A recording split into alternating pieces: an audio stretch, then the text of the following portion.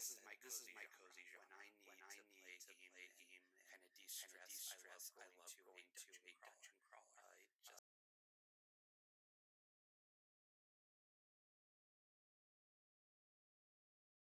Hey everyone, this is Matt. I'm coming to you solo today from the Riseman repertoire to talk to you about a topic that's very near and dear to me. So, my friend Chris over on Instagram, his handle is at just three meeples. He was celebrating his second Instaversary over there a few weeks ago. I want to say end of August, and so, or sorry, beginning of August. So he posted a question about what everyone's favorite genre is, or at least one of their comfort genres. And so I wanted to take a second to talk about a few of the games that I posted about in my picture, which I will throw in somewhere in this video, probably somewhere maybe right before the intro, right after the intro, something like that. It'll be in there. But either way, I wanted to talk about a few games that I had that fell into that genre, and I happen to have chosen the dungeon crawl genre. So, a little bit about the dungeon crawl genre. Usually, um, it's about traversing the game board. Sometimes the tiles are known, or the game board is fully built out, or sometimes the game board needs to be assembled while you play. You're finding pieces, you're building the rooms, you're building the layout of the dungeon. It's not even always a dungeon. Sometimes we have a cityscape, or you're playing in steampunk England and the um, olden days there. So there's a whole bunch of different ways that it works, but typically there's tons of enemies, tons of different uh, activities to do in the game. Sometimes there's a lot of side missions. Sometimes there's a lot of just going around collecting things. You get loot and you get to do cool things with that loot. Sometimes it's more thematic. Takes place in medieval times, future. Anyways, getting too far out of the realm of what I need to talk about here. But either way, you're going to notice a lot of the games that I've chosen happen to be from CMON, and that is no coincidence, while also being a bit of a coincidence. Um, they happen to make some of the best dungeon crawlers out there, in my personal and professional opinion. I would never say no to playing a game of Zombicide, playing a game of Cthulhu Death May Die. Those are two of my absolute favorite games, and they are ones that have tons of replayability to them. And I just think it's a testament to the designers, their design styles, the way their games play. So overall, I would heavily recommend. But either way, let me get into some of my dungeon crawl games. So I'll start with the two behemoths that I have sitting next to me right now, and that is Marvel Zombies and just the Zombicide game system in general. So if you're unfamiliar with this, I'll talk specifically about Marvel Zombies real quick. It comes in two different core boxes, or three if you count the retail one. But you have this one here that plays where you are the zombie heroes. You're playing as zombie superheroes, which I think is really cool, innovative, different, something that you don't see a lot in zombie board games. You don't normally play as the zombies. You're playing as the humans who are fighting against the zombies, trying to beat the zombie apocalypse. But this one here, you play as the zombies. And then you have your traditional zombicide, where you are the superheroes. But one thing that this game does different than the rest of them is you have bystanders. And those bystanders give you special abilities, and depending on which version, depends on how you kind of get them. In this version, you end up having to devour them and try to, kind of maintain your hunger, while this one, you have to rescue them from being eaten by zombies. So I think that's a really cool mechanic, but there's several other additions. I happen to have the fantasy, where you have necromancers and dragon bile and stuff like that. The green horde. I did not back White Death, unfortunately. that one was around the time that I was buying my house, so couldn't really afford to do that. But either way, White Death looks absolutely fantastic. Comes with so many cool new mechanics. The helper mechanics where you don't have we have helper people that take extra actions away from you in order to use them or utilize them to defeat zombies. I think that's really freaking cool. But there's space where you have the concentrated fires abilities, and you have all the robots, and the enemies are harder, but you also get higher damage weapons. The art's really freaking cool. You get a ton of little alien miniatures. I'm not going to go through all the miniatures in all these boxes today, but this is one of the most fantastic additions, I think, in my personal opinion. Next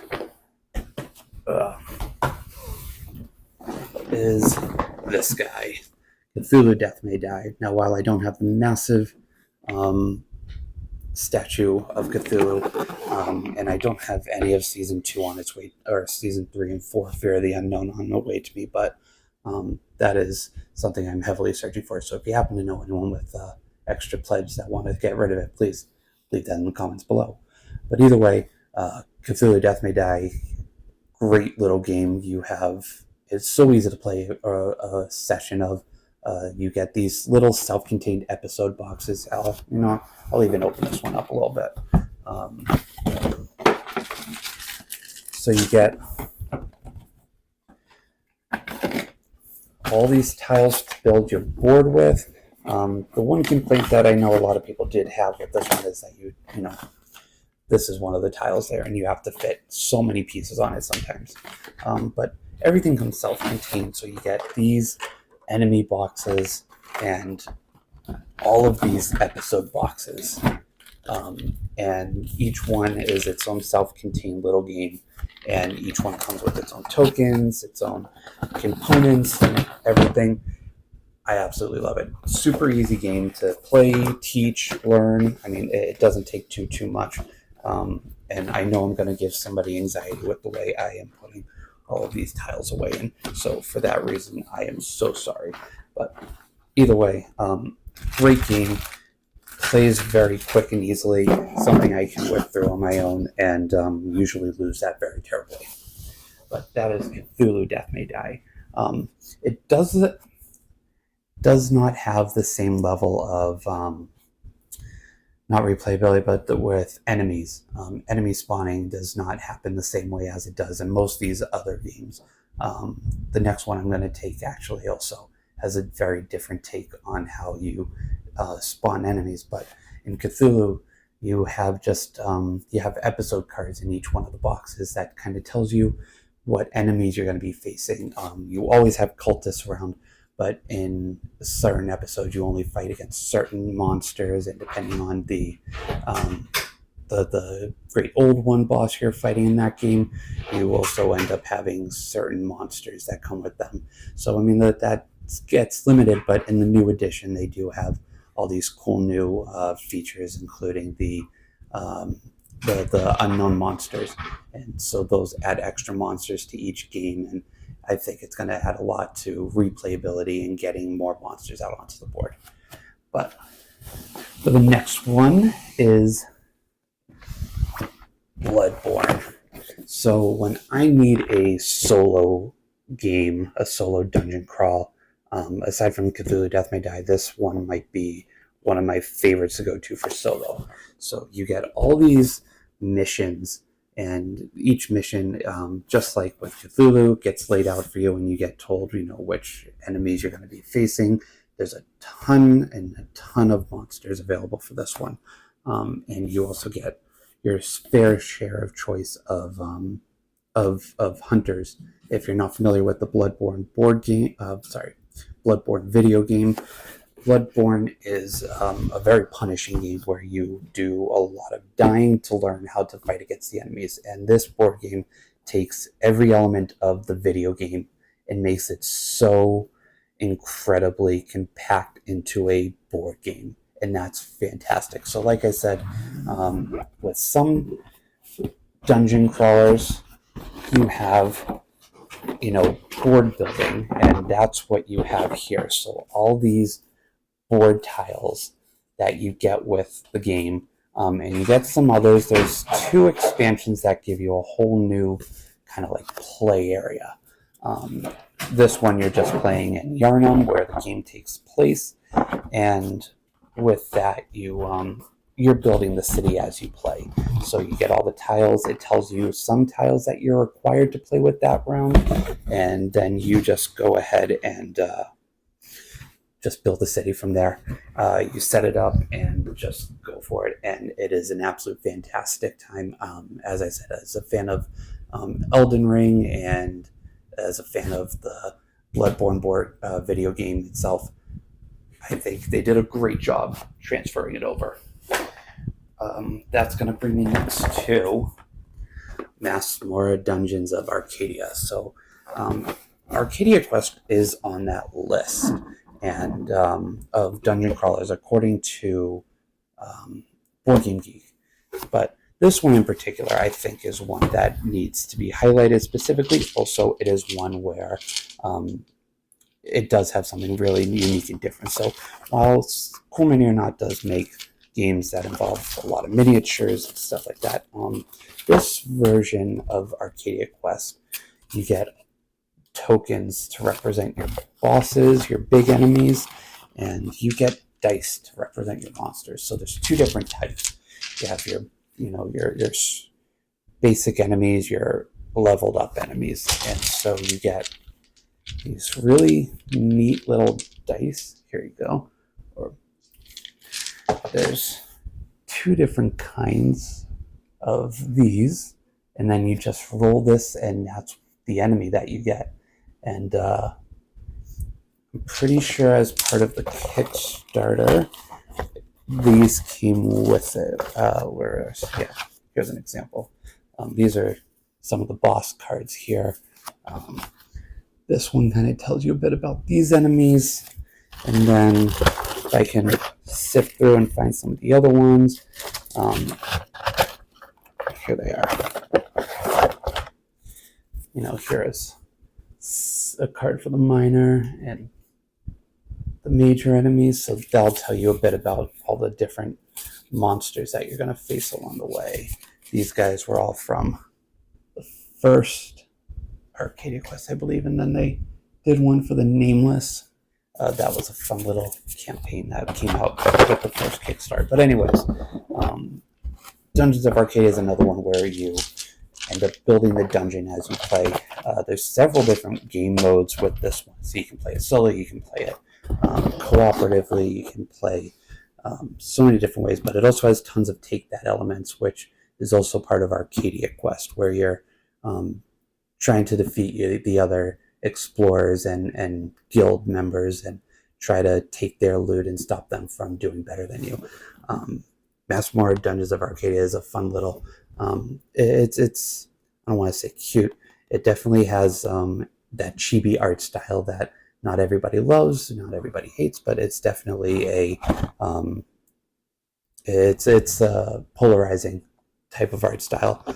But the chibi art style is there, and you get tons of different things that I think are really unique to this game. So that is Masmorra. And the last one from Cool Mini or Not I was going to talk about is, of course, this guy, Massive Darkness. So this is the second set. The first one I absolutely loved. The leveling system I know has been a problem for so many people. But what I really love about this one that they did is they gave every class of hero its own little mini game, and I think that's absolutely spectacular. They did so much right by that. The Berserker, where you have to spend your rage, or the wizard that has the dial that chooses what spells you're using, and then you get to level up all those, and each one gives you your own kind of thing in general, but then when you level up, you can put more cards on top, and it's fantastic. I absolutely love it. Massive Darkness 2, you're playing in the Zombicide Black Plague world, and you're just going through and you're fighting enemies, you're fighting bosses. The amount of enemies you have, and especially if you got the Kickstarters, those were absolutely endless. You have so many different options. And it just makes the replayability so much more fun. A ton of cards, a ton of loot, a ton of everything. It's massive, no pun intended, but it is absolutely a fantastic adventure to go into. And if you ever can get a group together to play through it as a campaign, heavily recommend you do scale this game with your player count. So this is a great one that you can go through solo. This is a great one that you can go through as just 2 people. You can go through this 3, 4, 5, 6. I mean, you can, as long as you have the enemies for it, you can just keep going. Massive Darkness is endless, and I absolutely love this game. But before I move on to the last 2 games that I have brought out in this genre, which I misplaced one there. I just want to talk about a couple people.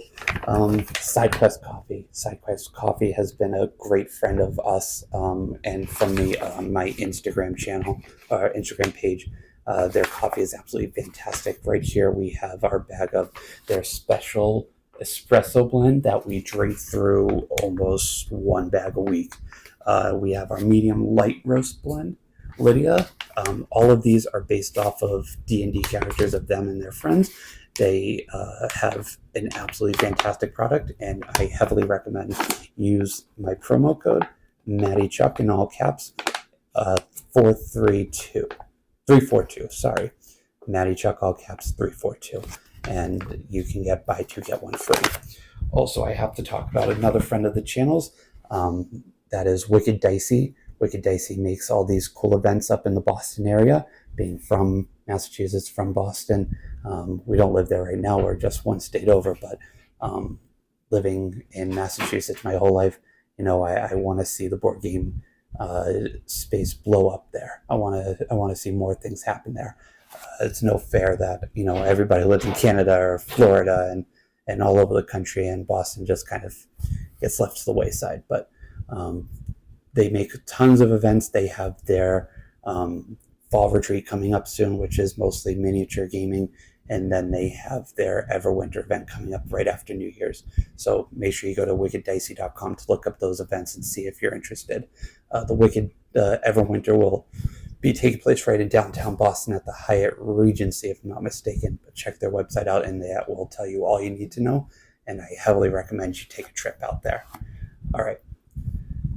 So now that segues over, I have a couple other games to talk about, which are, this is no short game or small space game. This is Tiny Epic Dungeon, where you are going deep into the dungeons and you are going to battle against all these different goblins, and you're building the dungeon as you go.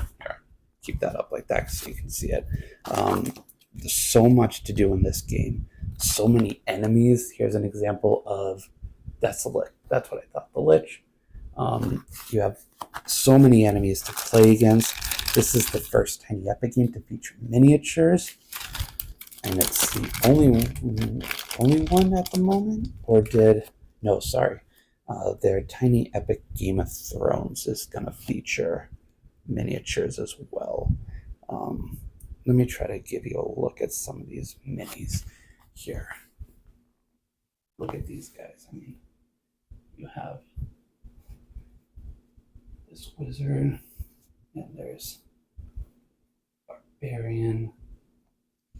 Let's see here, can I get that? Hopefully that's a better view. Got a nice little rogue. But yeah, they did a fantastic job in capturing the whole genre, and I absolutely love the Tiny Epic games in general. I would love to do a whole month of playing through them all and showing them all off. But there's so many cool things going on in this game that you can't help but love. So on the back of all of them, you have these, and you're trying to defeat certain enemies to get hearts so you can move on to the boss battle, and you have tons of rooms. I'm just showing you the back of these. That doesn't help you. Tons of different rooms, and some of them have abilities, some of them are traps and will damage you for going into them, and you have to disarm them. You don't see that in, I think, any of these other games. They all have their own, kind of unique way of doing it. Cthulhu has like fire damage that you can take, and when you enter rooms